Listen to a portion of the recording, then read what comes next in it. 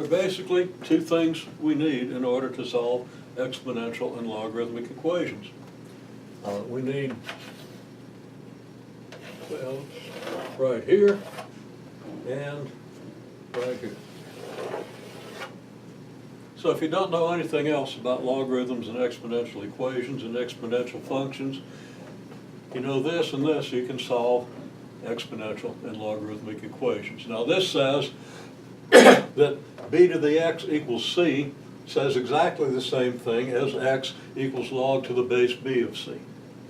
That this statement here and this statement up here are just two sides of the same coin. They say exactly the same thing. So if you have this statement and want to find x, you just translate it to this. If you have this statement and want to find the value of c, well, you translate it back here. That's all there is to it. Now, just to keep it straight, b is called the base of the exponential function. Now, the exponential function that we're familiar with right now is the y equals 2 to the x function. Okay? So, in that case, b would be 2. Base would be 2. Now, over here, b is said to be the base of the logarithmic function. So exponential function and logarithmic function have the same base. And we read this as log base b of c. And when it's typed out, if I type it without being able to do subscripts and stuff, in other words, if I type it into a text-based file where I can't rely on subscripts to be represented correctly, I type it as log brackets base b. I spell out the word base and then whatever b is. If it was base 2, I'd write base 2. And then I end the brackets and then I say of x. So again, this is read log to the log base b of c.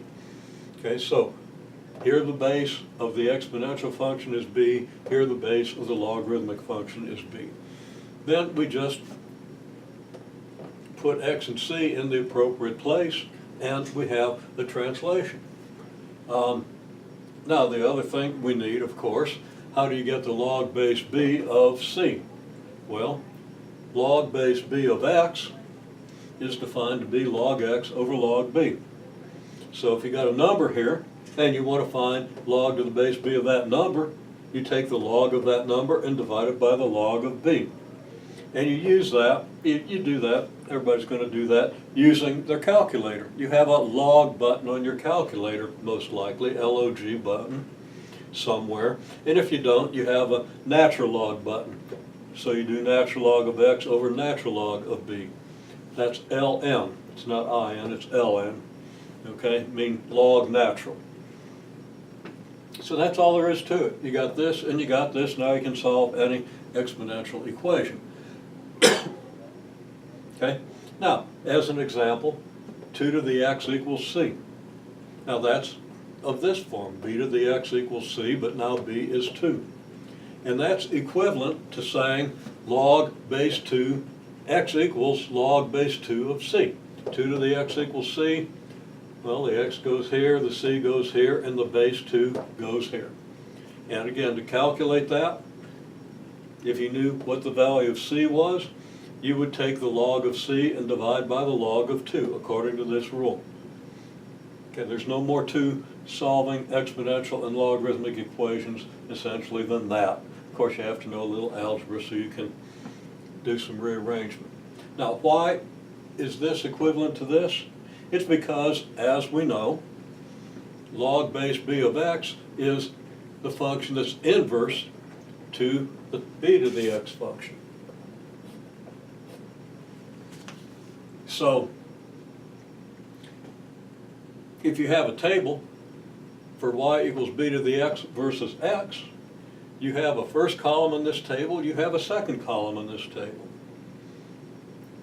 To get the inverse function, you just flip the columns.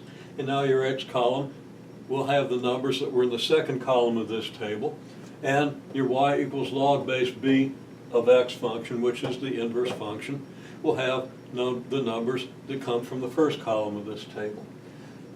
So for example, if t is here, if x takes value t, then b to the t is your y value. Now let's say that your b to the t is equal to c.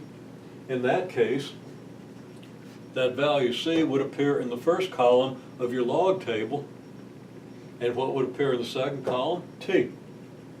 So log base b of c would equal t. Now you don't necessarily need to understand this to use it. Right there are the rules. If you get used to using them, that's good enough, but it's even better if you understand the source of the rules. Okay, well, we're going to first find a few logarithms, and then we're going to solve a couple of equations.